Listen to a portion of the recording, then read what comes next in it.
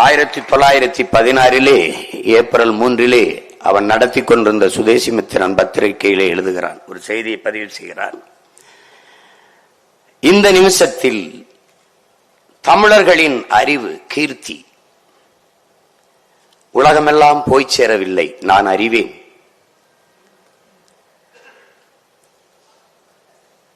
போன நிமிஷத்தில் இருந்து அது தமிழ், அதனுடைய அறிவொளி மங்கி இருப்பதை நான் அறிவேன். போன நிமிஷம் போய் தொலையட்டும், இந்த நிமிஷம் நிச்சயம் இல்லை, அது சத்தியம் இல்லை. ஆனால் நாளை சத்தியம், நாளை பொழுது சத்தியம். உலகமெல்லாம் தமிழின் அறிவு ஒளி பரவும் வகை நான் செய்வேன், கொண்டு போய் சேர்ப்பேன். தமிழின் பெருமையை உலகம் முழுதும் கொண்டு போய் சேர்ப்பேன். அப்படி இல்லைனால் என் பேரை மாத்தி வைங்கடாங்க. இப்ப நான் என்ன செய்யணும்? அந்த பாரதியின் பேரனாக நான் என்ன செய்யணும்? பாரதி உன் பேரை உலகம் முழுமை நான் கொண்டு போய் சேர்ப்பேன்.